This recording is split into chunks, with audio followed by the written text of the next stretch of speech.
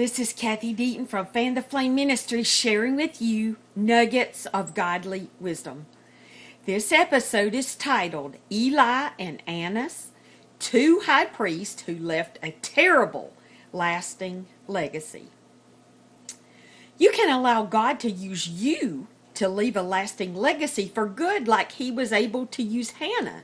But Eli and Annas chose to disobey God and suffered grave consequences.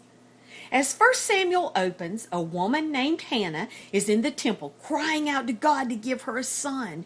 God had made her highly favored by her husband, but he had two wives. And the other wife constantly harassed her and made fun of her because she could not have children. Hannah had asked God many times for a son, but this day found her crying out to God for his intervention.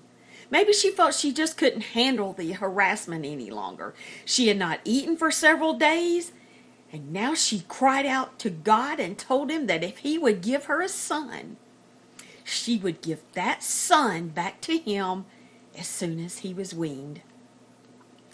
Now, Eli was the high priest in the temple at that time. 1 Samuel 1:10 says, "And Hannah was in distress of soul, praying to the Lord and weeping bitterly. Eli saw her, thought she was drunk, and reprimanded her for being in the temple. She told him that she was not drunk, but just praying fervently for God to give her a son.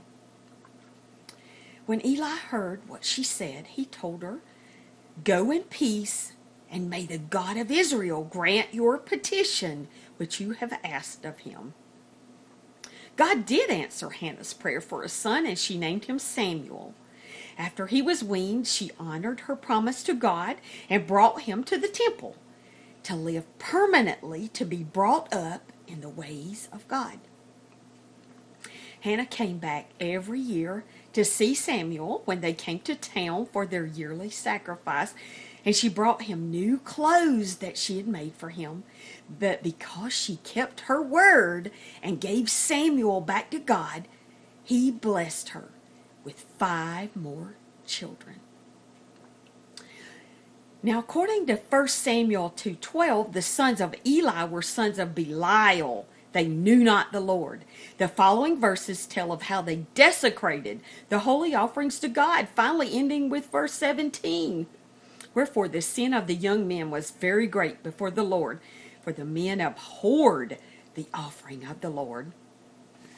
According to Dake's Reference Bible, they committed 5 grievous sins. They were sons of Belial, which means that they chose to serve the devil instead of God. Verse 12. They knew not the Lord, which means that they refused to serve the Lord. This becomes the root of all evil. Also verse 12. They caused the other people to abhor the offering of the Lord by forcibly taking sodden and raw flesh from offerers contrary to the law. This robbed the offerers of meat that rightfully belonged to them. Verses 13 through 17. They committed adultery with women who gathered at the door of the tabernacle of worship. Verse 22. They refused to obey truth and quit sinning even when they were confronted with the terrible things they had done. Verse 25. Now, since Eli was a direct descendant of Aaron, the first high priest, he, his sons, and their descendants would have continued to be the inheritors of the priesthood forever had they not disobeyed God. But finally, because of their gross disobedience, God sent a man to Eli to warn a future judgment against him and his sons.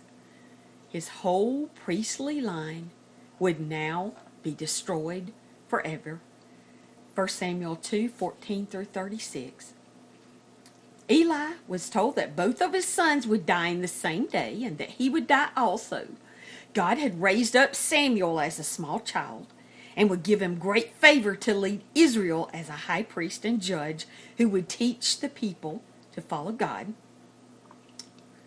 In 1 Samuel 4, the Israelites went to war against the Philistines. There were 30,000 Israelites slain in the battle, along with Hophni and Phinehas, the sons of Eli. When the messenger came to tell Eli the news of the defeat and slaughter, he fell backwards off the bench on which he was sitting and broke his neck. By now he was 98 years old and very heavy. He had judged Israel for 40 years. So his sons died just as he had been warned. Maybe Eli had started out well, but he didn't continue to teach his sons to follow God. Just as been prophesied, his descendants were not allowed to be priests, and his whole priestly family line was destroyed forever. Now we switch to the New Testament to a high priest named Annas. He was the head of the Sanhedrin. The Sanhedrin always met in the Hall of Hewn Stones on the south side of the court of the priest. This was within part of the temple itself. 40 years before the destruction of Jerusalem, Annas transferred the Sanhedrin meeting place to the bazaars. Then afterwards, he moved the meeting place again to the city itself. It is almost certain that these bazaars or the temple markets were owned by the sons of Annas, the high priest, and that they occupied part of the temple court. In short, the temple market and the bazaars of the sons of Annas are identical. The above paragraph is taken from Jewish antiquity about Annas and the things he did during his time as high priest. So Annas and his sons also profaned the temple and its sacrifices. Things had gotten so bad that the people finally revolted and the temple markets were shut down. This happened after Jesus overturned the tables and proclaimed it to be an unholy place instead of the holy one that God had intended. Both Eli and Annas perverted the house of God, but even worse, they allowed their sons to be perverted, greedy, and unholy. They were both in positions that were holy to God, and they flippantly desecrated God's holy temple. It had been built by God's instruction and was a holy place where people could go to get forgiveness of any sin they had committed. These two high priests had taken God's mercy and forgiveness and made it all about greed, extortion, and extreme ungodliness. But God had great plans for the life of Samuel from the moment of his birth. He intended to use him to restore holiness, blessing, and honor to the nation of Israel. Samuel stayed true to God all his life, and God was able to use him in a mighty way to leave a lasting legacy for good. God also has a plan for your life, but you have a choice to make. Will you ask him to show you his plan and allow him to work through you to accomplish his plan? Yes, it'll take you out of your comfort zone, but it'll open doors you've never imagined, and it will stretch you more than you ever thought you could be stretched. But at the end of the day, you will know that you are in the center of God's will. There is absolutely nothing on earth that can compare with God choosing you to accomplish supernatural things for his glory. This is Kathy Deaton from Fan the Flame Ministry, sharing with you nuggets of godly wisdom. Please check out my blog at whogodis.com and sign up for my monthly newsletter. I've also written Handbook for Victorious Christian Living, which gives practical ways to learn to hear the Holy Spirit and get grounded in the foundations of the Christian faith.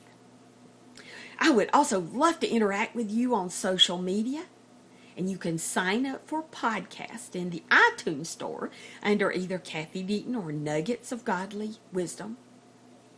Thank you so much for listening, and may God richly bless you as you seek to follow him.